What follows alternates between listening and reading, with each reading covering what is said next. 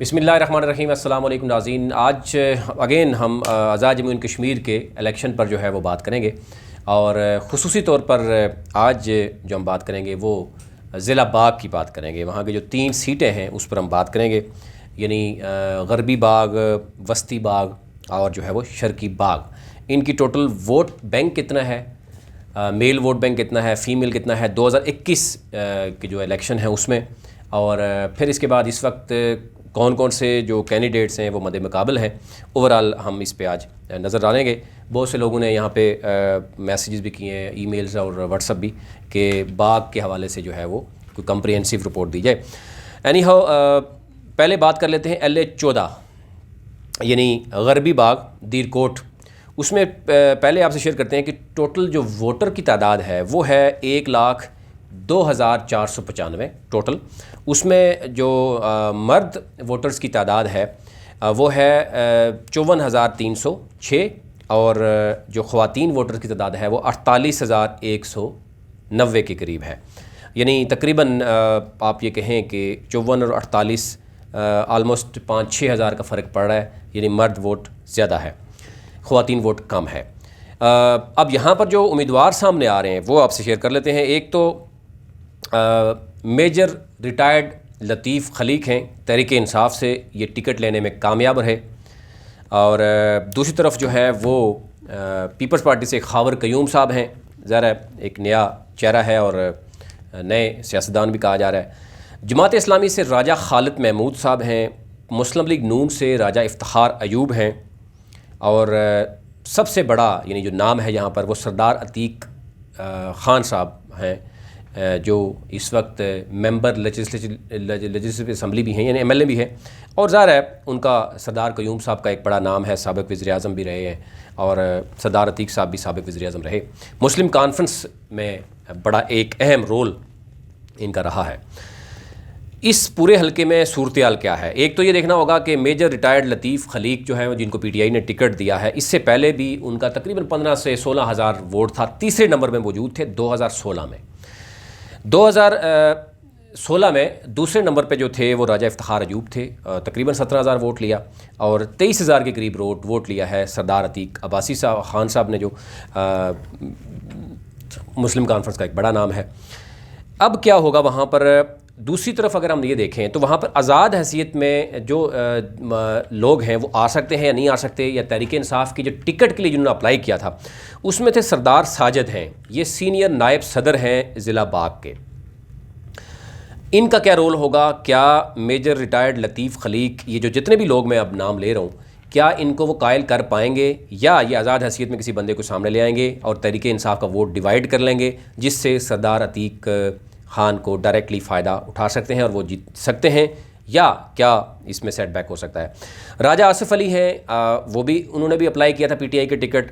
राजा इम्तियाज़ advocate हैं, ये तहसील दीरकोट Sattian PTI के, ये भी ज़रा अहम जो ओहदा था इनके पास। ज़फ़र अब्बासी साहब हैं, तो तौसीफ़ अब्बासी जो है वो मरकज़ी डिप्टी सेक्रेटरी इत्तलात हैं, और ये भी नौजवान हैं, और ज़ाहिर है ओवरऑल तहरीक इंसाफ में बड़ा एक अहम रोल रहा है। ग्राउंड पे क्या पोजीशन है ये कुछ भी कहना अभी कबल अज़ वक्त होगा। कहा जा रहा है आने वाले दिनों में मेजर रिटायर्ड लतीफ़ खलीक के लिए एक टफ़ टाइम ये होगा कि क्या जो तहरीक इंसाफ में दूसरे लोगों ने टिकट अप्लाई किया था PTI के लिए, वो उनको कायल करने में कामयाब होंगे?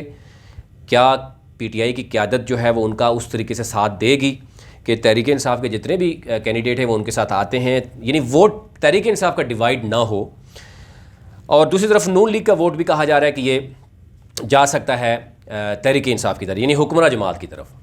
और सरदार जो अतीक ख़ान हैं उनका यहाँ पर उनको टफ़ टाइम मिल सकता है अगर मेजर रिटायर्ड लतीफ़ खलीक तमाम जो बाकी टिकट होल्डर्स हैं PTI के, आल्दो अभी इख्तलाफात मौजूद हैं, जो टिकट होल्डर्स हैं उनको ये लग रहा है कि उनके बारे में मेजर लतीफ़ जो रिटायर्ड लतीफ़ साहब हैं उन्होंने बातें की हैं कि जनाब ये लोग तो अपने यूनियन काउंसिल नहीं जीत सकते। तो एनी हाउ ये वो बातें हैं जो सियासी बातें होती हैं, लेकिन अभी वक्त बहुत बाकी है कि क्या, क्योंकि अगर ओवरऑल हम देखें, एक तो ये है कि सरदार अतीक साहब, फिर उससे पहले जो है वो उनके वालिद साहब सरदार कयूम साहब, वो साबिक़ वज़ीर-ए-आज़म भी रहे। अगर हम हल्के की बात करें, यानी LA-14 में दीरकोट की अगर हम ओवरऑल बात करें तरक्याती कामों की, तो वहाँ पर अभी भी बहुत बड़े मसाइल हैं। और आवाम से अगर हम जो हमारी बात होती है वो बहुत से मसाइल जो है वो गिनवाते हैं, जो यहाँ पे शायद मैं अभी उस पर नहीं करना चाह रहा हूँ, लेटर ऑन उस पर बात करूँगा। तो कहने का मतलब है यहाँ पर सरदार क़य्यूम साहब, अतीक साहब के लिए एक बड़ा सरप्राइज़ हो सकता है अगर उन्होंने बहुत अच्छी हिकमत अमली इख्तियार ना की।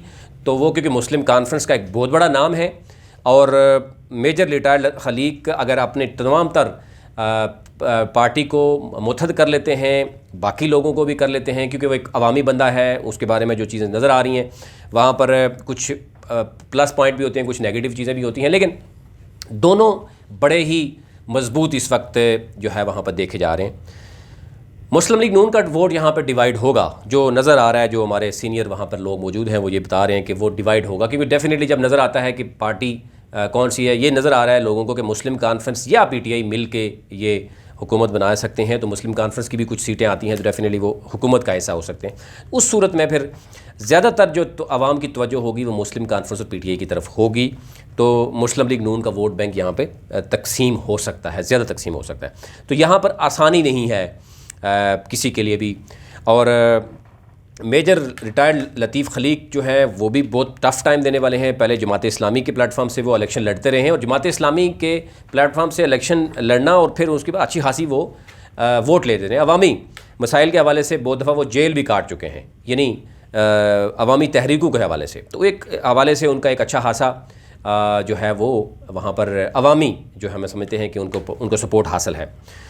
दूसरी तरफ सरदार अतीक अब्बासी साहब हैं और साबिक़ वज़ीर-ए-आज़म भी हैं।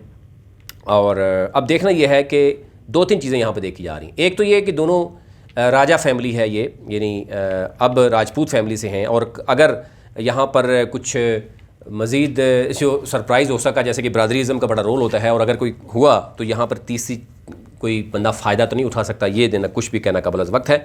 अभी देखना ये होगा कि इसमें क्या होगा। PTI क्या आवाम को जो है वो वादे और दावे करती है और मुस्लिम कॉन्फ्रेंस क्या करती है, और ओवरऑल अगर हम देखें तो इन दो उम्मीदवारों के दरमियान सख्त मुकाबला है इस हलके में। इसके साथ साथ आगे चलते हैं LA-15 में, जैसे कल भी हमने बात की लेकिन आज भी बात करते हैं। एक और जो अभी खबर आ रही है, खबर ये आ रही है कि मुस्लिम लीग नून ने, अब जैसे कि आपको पता है, रात बड़े देर तक फैसला कर लिया था कि वो टिकट अनाउंस करने जा रहे हैं, लेकिन अभी तक मुस्लिम लीग नून ने टिकट अनाउंस नहीं किए। उसकी रीज़न क्या है कि PTI के 1-2 टिकट शायद पेंडिंग थे और उसमें उनको शायद कहा गया था कि शायद उनको उधर से कोई बंदा आ जाए, जिसकी वजह से अभी कहा जा रहा है कि PTI मुस्लिम लीग नून ने अभी तक टिकट तकसीम नहीं किए। वजह क्या बनी? हो सकता है अभी थोड़ी देर बाद हो जाएं, या हो सकता है कल हों, या लेकिन फ़ैसले हो चुके थे। डिले क्या हो रही है ये हमारे ज़राए हम बताते हैं तो आपस से शेयर करते हैं, क्योंकि कल आज जो है वो एक बहुत ही अहम हल्का था खुईरट्टा, आपने पता है डॉक्टर निसार अंसर अब्दाली वहाँ टिकट लेने में कामयाब हुए हैं, और रफ़ीक नैयर, क्योंकि वो साबिक़ वो मिनिस्टर भी रहे, बड़ा अहम रोल भी है उनका, और वो आज प्रेस कॉन्फ्रेंस शाम को करेंगे। हो सकता है कि अभी कर लें, और क्या मामला होगा, यानी वो क्या ऐलान करने वाले हैं, ये कुछ भी कहना काबिल वक्त है। अब हो सकता है कि अगर वो कोई इस तरह की बात कर जाते हैं तो फिर देखना पड़ेगा कि क्या चीज़ हो सकती है। एनी हाउ आगे चलते हैं।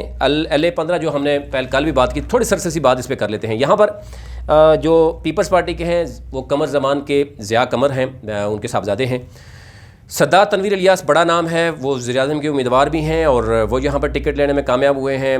MC मुस्लिम कॉन्फ्रेंस से राजा यासीन साहब हैं और जमात इस्लामी से रशीद तराबी साहब हैं। यहाँ पे एक बात सामने आ रही है कि आज़ाद जो उम्मीदवार हैं वो राजा वकास नसीम हैं, PTI ज़िले के सदर भी थे, लेकिन कुछ खबरें ये भी आ रही हैं कि उनको कायल कर लिया जाएगा, बनी गाला से उनको हदायत जारी हो जाएंगी तो वो खामोश हो जाएंगे। कुछ लोग कह रहे हैं कि नहीं, वो एंड तक जाएंगे, आज़ाद हैसियत में लड़ भी सकते हैं। ये अभी अगेन कुछ भी कहना काबिल वक्त है। यहाँ पर बरादरी का बड़ा रोल है इस हल्के में, राजपूत बरादरी के काफ़ी लोग हैं, और दूसरी तरफ यानी मुग़ल मल्दियात फैमिली है, और सरदार जो सुदज़ई फैमिली है वो भी है। ये देखना होगा क्या इसमें हमने कल कंप्रिहेंसिव एक चीज़ की है, डिटेल आपको मिल जाएगी। यहाँ पे जो सूरत इस वक्त है कि एक जो हमारे ज़राए बता रहे हैं, एक तो डील सरदार तनवीर इलियास साहब की जो है वो कमर जमान साहब से डील हुई है कि वो इस हल्के में अपने बेटे को उतारेंगे और बड़ा लीनियंट रोल प्ले करेंगे। पीपल्स पार्टी को भी ज़रा उन्होंने एक कि इत्तेहाद पार्टी का नहीं होगा तो डेफिनेटली आपस में जो लेन देन का हो सकता है, उसमें ये कहा जा रहा है कि हो सकता है कि ये दोनों तरफ से डीलें हो जाएं और सरदार जो कमर जमान साहब हैं वो यहाँ बेटे को उतारेंगे और वो उस तरह कंपेन नहीं करेंगे और यहाँ पे सपोर्ट दी जाएगी सरदार तनवीर इलियास को। और अगला जो हल्का 16 है वहाँ पर कमर जमान साहब इलेक्शन लड़ेंगे और उसको फाइनेंशियल सपोर्ट भी मिलेगी सरदार तनवीर इलियास की तरफ से, और PTI को के किसी मजबूत उम्मीदवार को वहाँ पे टिकट भी नहीं होगा अभी तो, क्योंकि वहाँ पे जो उम्मीदवार हैं वो शायद इतने मजबूत नहीं हैं। और वहाँ पर जो मुस्लिम लीग नून के उम्मीदवार हैं, आल्दो कोशिश उनकी तरफ से की गई, लेकिन रुकावट कहा जा रहा है कि सरदार तनवीर इलियास की तरफ से बाकायदा वाज़े कर दी गई कि यहाँ पे कमर जमान साहब को सपोर्ट की जाएगी, फाइनेंशियल भी और बाकी भी, और इस तरीके से ये 2 डील हो सकती है। लेकिन अभी कुछ भी कहना कबल अज़ वक्त है सियासत में। ज़ाहिर है रात को गए भी फैसले होते हैं, रात गए हमने देखा कि मुस्लिम लीग नून के फैसला हो गया, फैसले होने के बाद अभी तक डिक्लेयर नहीं हुआ, तो इससे अंदाज़ा हो सकता है कि हो सकता है जब फैसला हो तो उसमें बहुत सी चीज़ें सामने आ जाएँ। अभी इसलिए जो भाई कुछ भी कहना कबल अज़ वक्त है इसके लिए। अब आगे आ जाते हैं हल्का जनाब 16 में जो पोजीशन है मैंने आपको पहले बताया कि एक तो कमर जमान साहब खुद मौजूद हैं और सरदार तनवीर इलियास से जो उनकी एक मुबैयन तौर पर डील की बात की जा रही है कि उन्होंने अपना हल्का 15 छोड़ के वो 16 में आए हैं और 16 में उनको सपोर्ट चाहिए तनवीर इलियास की, फाइनेंशियल भी। और यहाँ पर जो मुस्लिम लीग नून के हैं सरदार मीर अकबर, उन्होंने और उनके कुछ लोगों ने बड़ी कोशिश की है, वो जंगलात के वज़ीर भी हैं, MLA हैं, PTI में वो जा सकते हैं, कोशिश उन्होंने की, लेकिन अब ये कहा जा रहा है कि शायद उनको शामिल नहीं करवाया गया। और वहाँ पे शेख मकसूद और इस तरह के कुछ लोग हैं PTI के जो बड़े अरसे से PTI के साथ मौजूद हैं, लेकिन शायद उस तरीके से वो वहाँ पर असर रसूख और बाकी चीज़ें शायद वो नहीं कर सकते। यहाँ पे ओवरऑल वोट अगर देखें तो मुग़ल बरदरी भी गुजर बरदरी का अच्छा खासा वोट है हल्का 16 में, नारमे राजपूत का भी अच्छा खासा वोट है, सादात फैमिली का भी 6-7 हज़ार वोट है, शेख फैमिली का भी 5 हज़ार है, नारमे राजपूत फैमिली का कहा जा रहा है कि 9-10 हज़ार वोट है, गुजर फैमिली का भी 10-12 हज़ार वोट है। तो ओवरऑल यहाँ पर मौजूद है और ख्वाजा और जो क्रशी हैं वो भी और सदुज़ाई वो भी इस हल्के में मौजूद है। तो यहाँ पर इस हल्के के अभी तक ये सूरत है कि अभी टिकट जारी नहीं हुआ। ये वाहिद हल्का है जो टिकट अभी तक नहीं हुआ। उससे अंदाज़ा हो रहा है कि ये शायद डील हो गई है और हो सकता है कि अगर कमर जमान साहब डील में बाकायदा तौर फ्रंट पे आ जाएंगे, पार्टी को बताना पड़ेगा, या फिर अगर अपनी अपनी पार्टी में रह के एक दूसरे को सपोर्ट करेंगे, ये अभी तक चीज़ें सामने आ रही हैं। और दूसरे पहले हल्के की मैंने आपको बता दिया था, हल्का जो 14 है उसकी कि क्या सूरत हाल है, वहाँ पर क्या चीज़ें सामने आ रही हैं, कितने के वोट बैंक है। हल्का अगर हम 15 की बात करें यानी वस्ती बाग की, उसमें ओवरऑल अभी टोटल वोट है 96,560 वोट है, मर्दों की तादाद है यहाँ वोटों की 51,705 और कुल ख़वातीन की तादाद है 44,858। यहाँ पर भी 6,000 का वोट का फ़र्क है मर्दों और ख़वातीन में। टर्न आउट में भी हम देख रहे हैं कि ख़वातीन का शायद उस तरीके से नहीं आता, वो आपसे शेयर करेंगे अगले किसी उसमें। हल्का 16 जो है बाग शर्की जो है, इसमें टोटल वोट की तादाद है 87,809, मर्दों की तादाद यहाँ वोटों की है 47,494 और 40,315 है कुल तादाद ख़वातीन की। तो इन तीनों हल्कों में 6, 5, 7 इस तरह ख़वातीन की वोट कम है और मर्दों की वोट ज़्यादा है। 2016 में क्या सूरत रही, कितना टर्न आउट रहा, 2021 में टर्न आउट कैसे बढ़ सकता है, इस पर हम तफसीली आपसे अलग से गुफ्तगू करेंगे। अभी तक इतना ही। और बाग के हवाले से बहुत से लोगों की डिमांड थी कि बाग के हवाले से बताया जाए, वो आपसे शेयर किया है। मज़ीद जो इसमें अपडेट आएगी इंशाल्लाह वो आपसे शेयर करते रहेंगे। बहुत शुक्रिया।